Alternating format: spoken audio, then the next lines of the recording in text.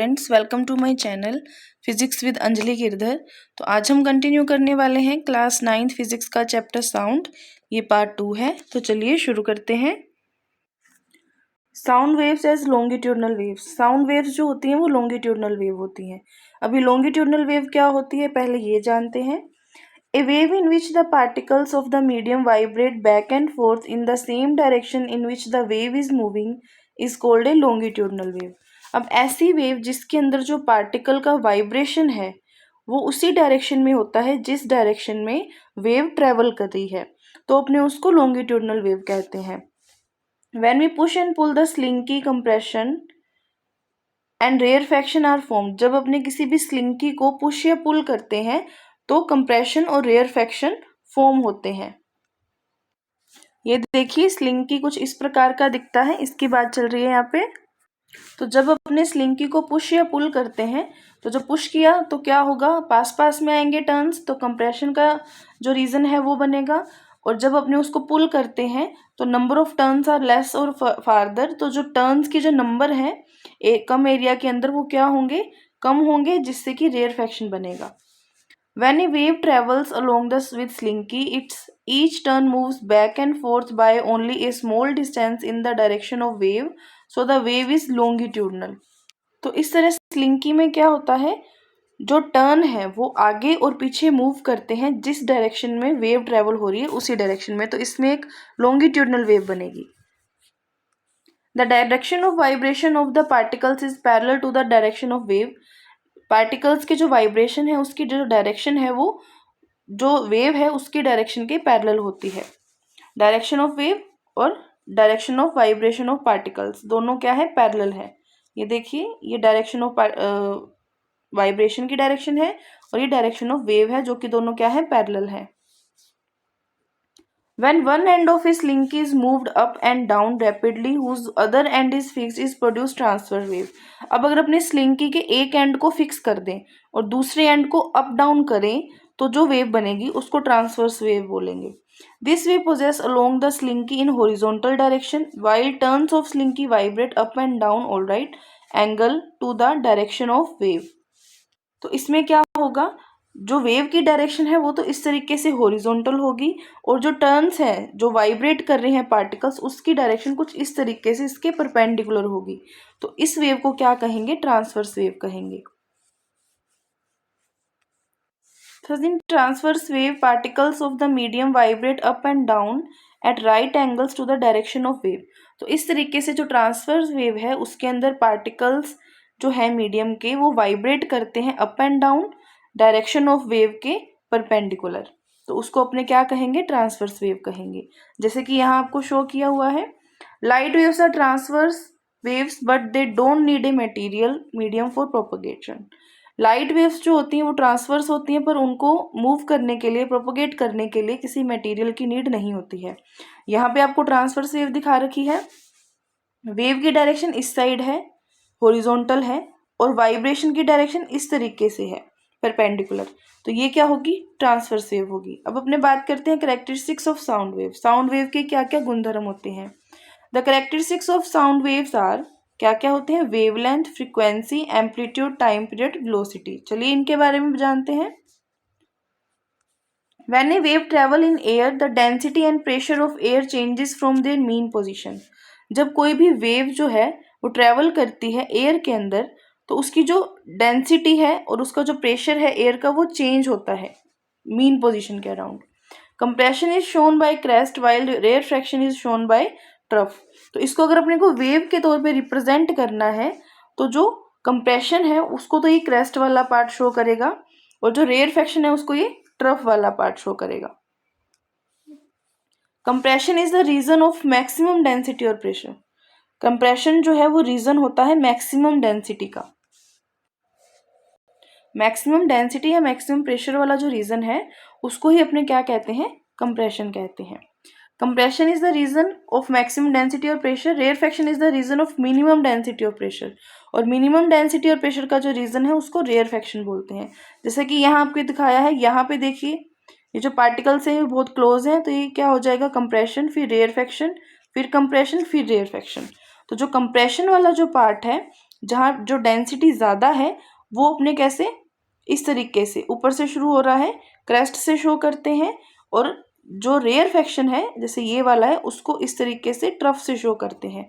तो ये एक वेव के तौर पे अपने इसको रिप्रेजेंट कर सकते हैं। उसके बाद बात करते हैं वेवलेंथ क्या होती है। In sound waves the combined length of a compression and an adjacent rarefaction is called its wavelength. Sound waves के अंदर जो लेंथ है कंप्रेशन और उसके जस्ट आगे वाले रेयरफेक्शन के बीच में, वो क्या कहलाती है, वेवलेंथ कहलाती है। The distance between the centres of two consecutive compression और two consecutive rarefaction is also called its wavelength. और दूसरे तरीके से इसको कैसे डिफाइन कर सकते हैं, दो कंसेक्यूटिव मतलब एक के बाद एक आने वाला जो कंप्रेशन है, या दो कंसेक्यूटिव रेयरफेक्शन एक के बाद जो आने वाला दूसरा रेयरफेक्शन है, उनके बीच की जो लेंथ होगी उसको वेवलेंथ कहेंगे। इसको ग्रीक लेटर लैम्डा से रिप्रेजेंट करते हैं और इसकी ऐसा यूनिट मीटर होती है, क्योंकि वेवलेंथ एक तरीके से लेंथ ही है तो इसकी यूनिट हो जाएगी मीटर। तो अब अपने देखते हैं वेवलेंथ। जैसे देखो ये ऊपर एक क्रस्ट और एक ये क्रस्ट है, तो इनके बीच की जो लेंथ है वो क्या हो जाएगी, वेवलेंथ। फिर एक क्रस्ट एक उसके बाद देखिए ये जो वेवलेंथ है दो ट्रफ के बीच की, ये भी क्या हो जाएगी, वेवलेंथ। अब एक पूरा क्रस्ट और एक पूरा ट्रफ को मिला के भी वेवलेंथ कहलाती है। तो इस तरीके से अपने वेवलेंथ को डिफाइन कर सकते हैं। उसके बाद देखते हैं frequency. Number of complete waves produced in 1 second और नंबर ऑफ वाइब्रेशंस पर सेकेंड इज कॉल्ड फ्रीक्वेंसी। पर सेकेंड जितने vibrations, number of vibrations produce हो रहे हैं उसको अपने फ्रीक्वेंसी कहते हैं। नंबर ऑफ कंप्रेशन और rarefaction passed in 1 second is also called frequency. दूसरी डेफिनेशन क्या होगी कि 1 सेकेंड के अंदर किसी एरिया में से जितने कंप्रेशन और रेयरफेक्शंस पास हो रहे हैं उसको अपने क्या कहेंगे, फ्रीक्वेंसी कहेंगे। Frequency of wave is same as the frequency of the vibrating body which produces the wave. किसी भी वेव की जो फ्रीक्वेंसी है वो सेम ही होगी उस वाइब्रेटिंग बॉडी के जिससे वेव प्रोड्यूस हो रही है। फ्रीक्वेंसी की यूनिट होती है हर्ट्ज, सिंबल होता है इसका म्यू एन यू। 1 हर्ट्ज की डेफिनेशन देखें तो क्या होगी, 1 hertz is equal to 1 vibration per second. अगर कोई भी ऑब्जेक्ट है वो पर सेकेंड एक ही वाइब्रेशन प्रोड्यूस कर रहा है तो अपने कहेंगे उसकी फ्रीक्वेंसी 1 हर्ट्ज है।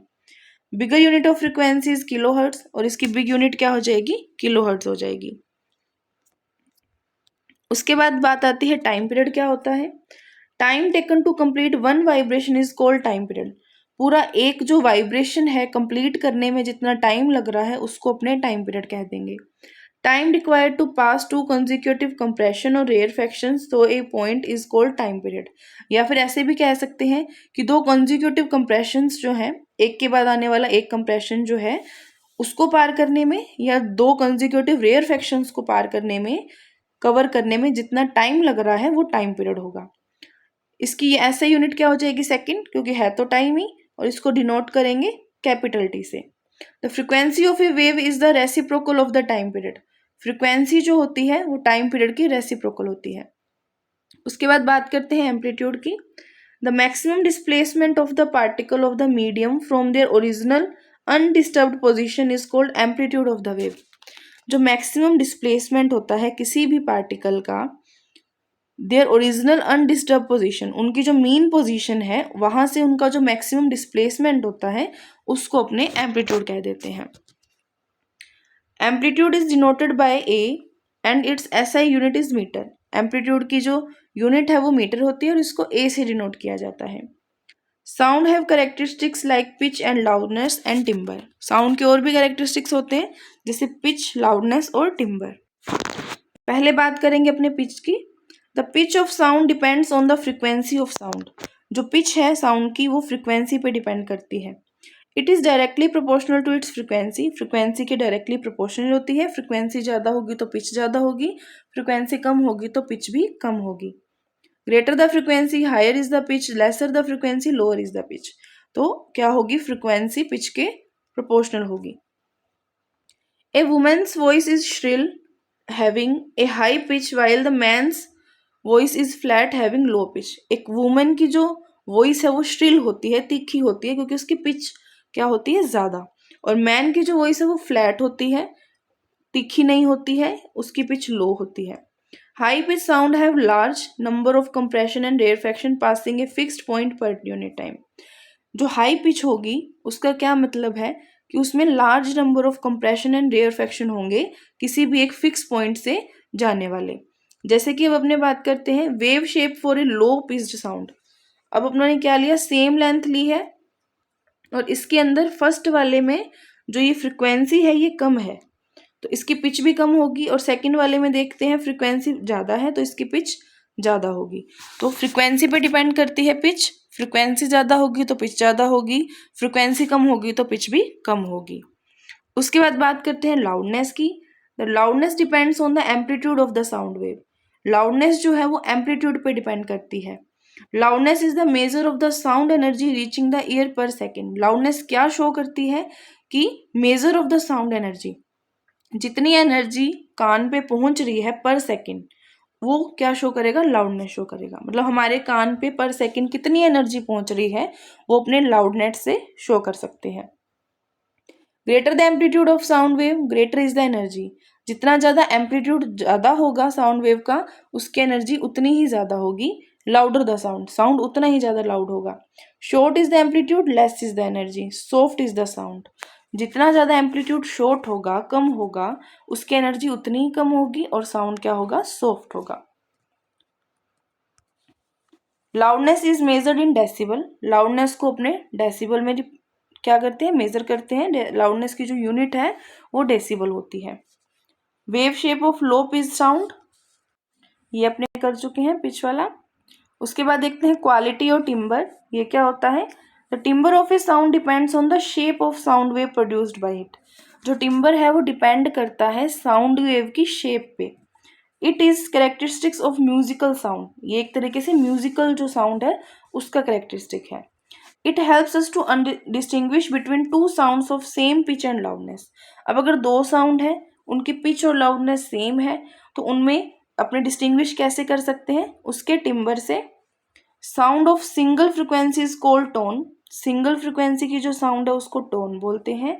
और mixture of different frequencies called note. और अगर बहुत सारी फ्रिक्वेंसीज का मिक्सचर होता है तो उसको अपने नोट बोलते हैं। Noise is unpleasant to hear while music is pleasant to hear and it is of good quality. अब नॉइज और म्यूजिक के अंदर क्या डिफरेंस है। नॉइज तो एक अनप्लीजेंट साउंड है जो हमें सुनना पसंद नहीं होता, जो हमें अच्छा नहीं लगता। Music is a pleasant to hear and it is of good quality. और म्यूजिक जो है वो हमें सुनने में अच्छा लगता है, प्लीजेंट साउंड होता है।